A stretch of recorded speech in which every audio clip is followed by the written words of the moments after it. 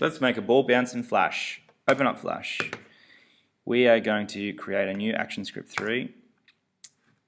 We are going to leave our the properties of our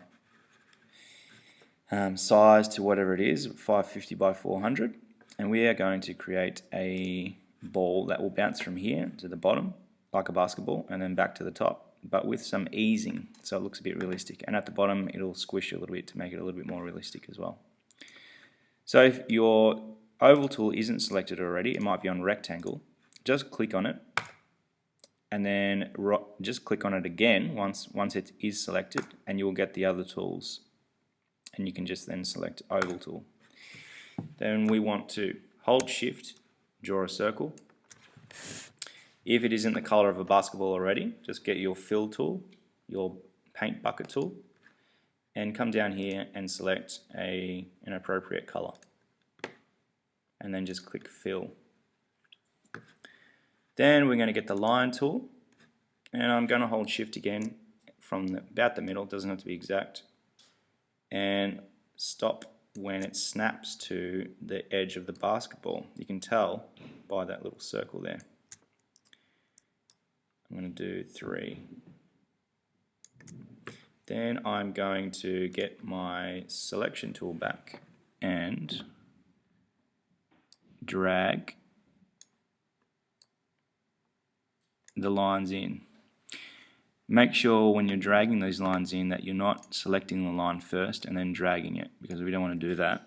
We want to just hover over a line and then manipulate that line when the cursor changes.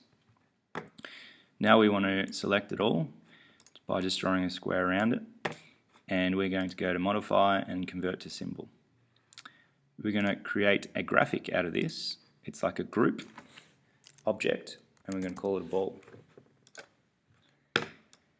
Now I have no mouse.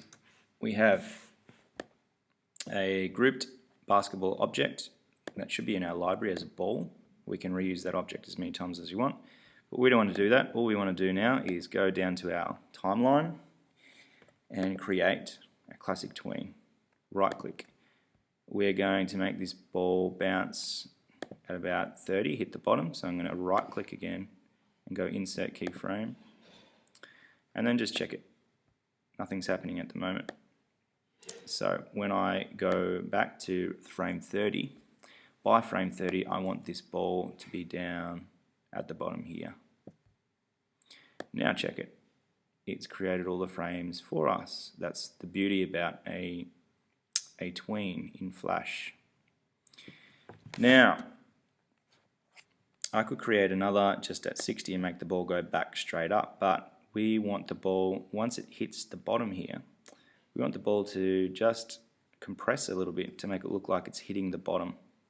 So in another, say, 5 frames, I'm going to create another keyframe, and from here to here I want the ball to compress, and then I want it to compress back out another 5 frames, and then I want the ball to start bouncing back up to the top.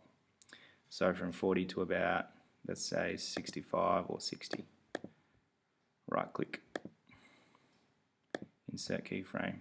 While I'm here, I'll just move the ball back up. I might actually click here on this keyframe at 60 and make it a little bit longer. Maybe 70. Now, if I test this, if I can push play down here, we have the basics for our bouncing ball animation. We want to now manipulate this middle frame at 35 to be squished. So all we have to do is get to this frame, this keyframe. We can't do it in the middle of an animation tween. We can't edit an object. It has to be at the keyframe, because Flash needs to know, all it needs to know is the last frame and the start frame. So what are you starting at? What do you want it to end like? What do you want it to look like? Or where do you want it to be at the end of this little tween? So let's squish the ball now at frame 35. All we have to do is get the free transform tool And where this center line is where everything happens based on these pull handle things for the free transform. So if I'm going from the middle here, it's going to bring up the bottom as well to meet to this middle. So like that, which means we've got to move the ball down again.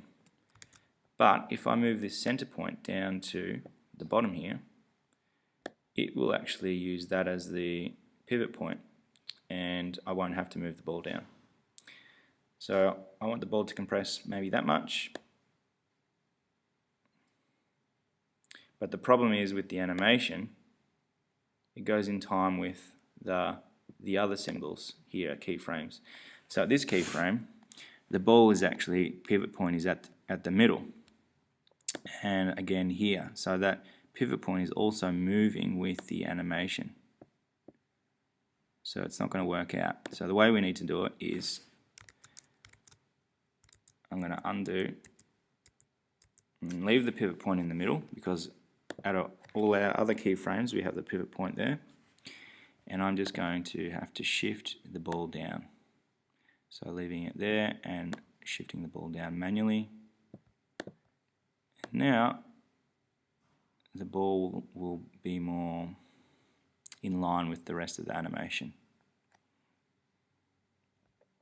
Let's test this whole animation by going to Control Play or Test Movie, which is, the shortcut for that is Command Return.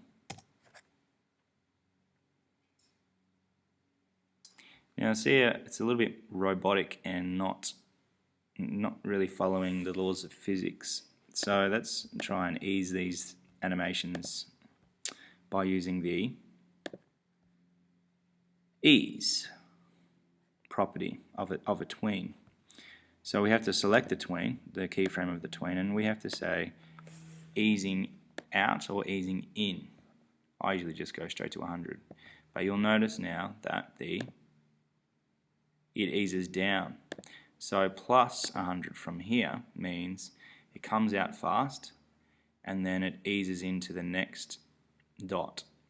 So it probably should go the opposite way.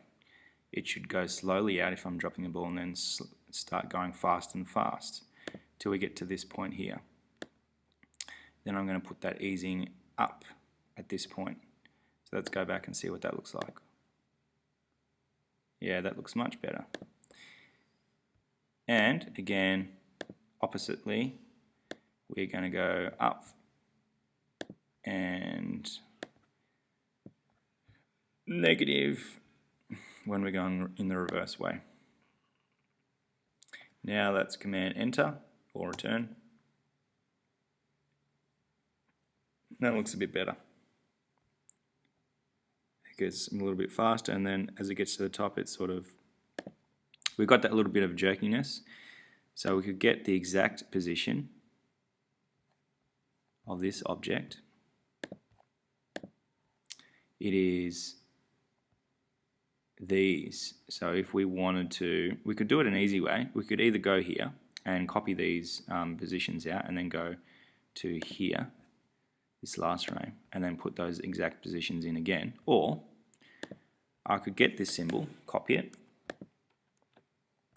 because it's the same symbol. I could go here and delete this symbol and then paste in place, which means if I pasted it in general, it would just paste it in the middle. But if I pasted it in place of where I copied the original item, it actually copies its XY coordinates as well. So now it's in the exact same position. Now it should get rid of that jerkiness and be a continuous loop. So there's your first tween, basketball bouncing with a bit of easing, and some drawings with the line tool and the oval tool. Very simple.